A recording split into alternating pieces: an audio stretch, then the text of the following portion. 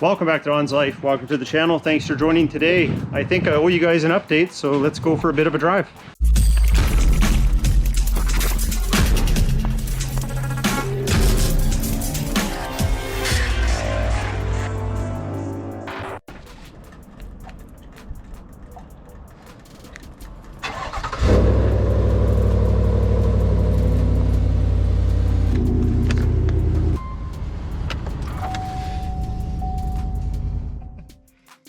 If this is your first video regarding the mysterious check engine light, I'll provide you a quick recap and a link to the videos in the description of the previous 2 times I've talked about this. So just before New Year's, December 2021, so Happy New Year to me, I did a remote start from inside my home because it was very cold temperatures. It was minus 40 Celsius or Fahrenheit. They translate to about the same. It's actually probably a little colder, but we'll keep it simple. It was really cold. I let it remote start, ran for about 15 minutes, give or take, came out to my vehicle, unplugged it from the block heater, and drove to a store.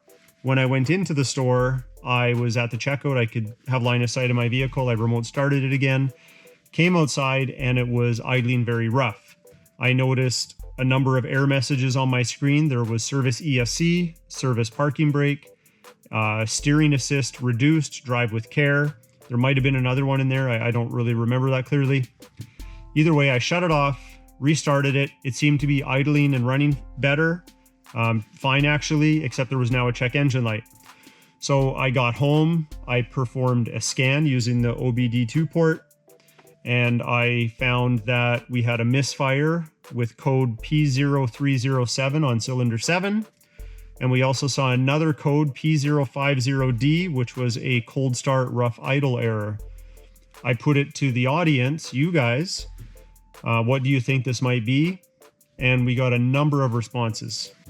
So the first update I gave you from the check engine light was about 2 weeks later, and I updated everybody on the popular theories. So I'm not going to say them all, but I'll say some of the popular theories on what people thought contributed to the check engine light in the first place.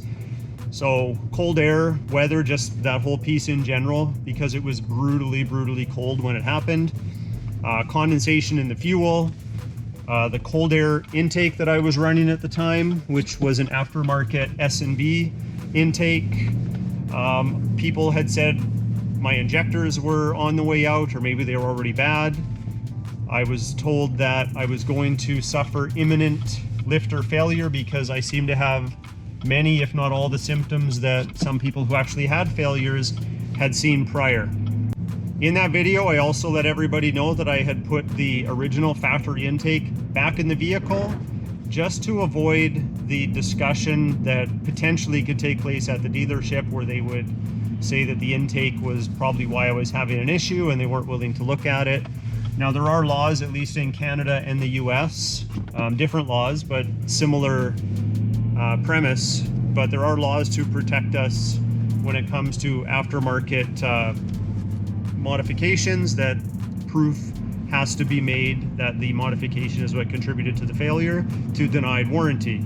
But just to avoid any of that discussion, I just threw the factory intake back in. Problem in doing that, and to do it properly for my mass airflow sensor to get the new readings, because it's in a new location further along the pipe in the aftermarket intake compared to the factory, is it ended up clearing the codes. So if I took it to the dealership, they would see that there's no codes other than what I had some video evidence of, and it may have just made it a moot point, and they would have ended up just, you know, guessing what it was at that point, not really dig deep. So I thought it best just to run it with the factory intake for a while and see what happens, knowing I'd still have a lot of cold weather. So I also let people know in that video that I had done fuel treatment right away in my first tank from STP. That didn't hurt. If anything, it helped. And then subsequent tanks, I was going to look at gas line antifreeze, assuming the temperatures were still going to dip pretty low, which in some cases they did. So I used a little bit on those fuel tanks. So at the end of that second video, my final plan was to monitor. And if everything went well, I was going to put my S&B intake back in for a 3-week period. So that brings you up to date to today's video. Okay, we've reinstalled the S&B intake. There she is. Everything's nice and tight. Checked all my connections thoroughly.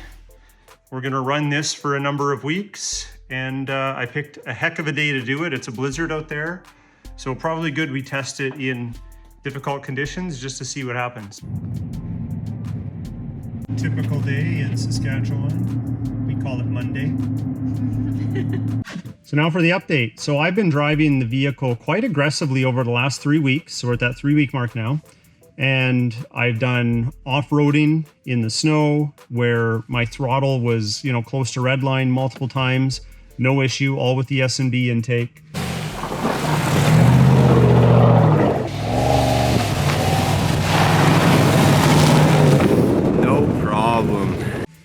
I have had numerous very cold starts, very similar to the time that I had the issue for the very first video. So I've really had no issues at all, mechanically, check engine light wise, error light wise, error code wise. But I did do an over-the-air update that was prompted on my screen about 2 weeks ago. And now I'm getting this prompt on my dash that says heater performance mode active. Actually, it makes me feel like I'm a gamer and I'm winning a trophy or something, but maybe that's a new update with the firmware for my truck because I've never noticed it before, and I start my vehicle in very cold temperatures quite often. This is the first time I've seen it. Maybe that update put that in there. I really don't know. I still drive around in L9 probably 95% of the time because the speed limits on most of the roads within the city that I live, if I've checked in drive and then switched over to L mode, it shows that I'm always like L6, L7, L8. Rarely does my transmission even shift to 9 or 10 unless I'm on the highway. So full disclosure, I do put it in drive when I'm gonna do highway speeds, and yes, DFM is enabled at that point, but I want that 10th gear just for some of the fuel economy. And to keep my RPMs a little lower. But I drive an L9 pretty much the rest of the time. So one of the comments, and I think it was from my second video, they said if I stopped modifying my vehicle, I probably wouldn't have these problems, but sorry, that's just not me. And I don't think my modifications at this point have led to the check engine light. So my current sentiment is to continue and not really worry about what could happen and focus more on enjoying the vehicle. I have the S&B intake back in there. Assuming there's no more issues, I'll probably just keep it in there. But if it does have a check engine light, obviously we're gonna go the dealership route. I have the cold air inductions intake that I've installed on this truck too to provide a review. I really like that intake, but it's going in my wife's Escalade. So I'm still using both intakes, both on a 6.2 liter V8. But this truck's gonna keep running with the S&B, at least for the foreseeable future. And I have warranty for a reason. So if I have to use that warranty, then really it comes down to the inconvenience and the problems that we have right now with supply chain and labor and those type of things, which are all factors, but we're all dealing with them. And just for fun, I decided to go to a bunch of forums for a lot of different truck manufacturers. So Ford, Ram, Toyota, Nissan, you name it. Everybody had very costly issues for all model years, even the new stuff, that you want warranty to be able to cover. So everyone has it. The lifter issue, yes, I know it's a problem, but I'm not gonna let it dictate how I live my life or how I run my truck. I've towed heavy with this truck. I've pushed the limits with this truck in the last year in a number of ways. And so far she's holding up really well, other than the check engine light in that crazy cold start that I had. But hopefully you keep tuning into the videos, and my truck breaking down just isn't what brings you back. I have lots of DIY projects in the pipeline. For this truck, I have the switches for my light bar. I'm gonna do that install video and share it right away for you. I have the color change wrap on my BMW M4, another DIY. I actually have some Boost Auto Parts extendable tow mirrors that I'm gonna install on one of my work trucks. It's a Ford F-150, but if you want kind of some insight into what Boost Auto offers when it comes to tow mirrors and technologies, that might be a good one for you to check out, even if you're not specifically a Ford fan. Lots more on the horizon. So if you like today's video, hit that like button. Please consider subscribing, and we'll talk to you next time.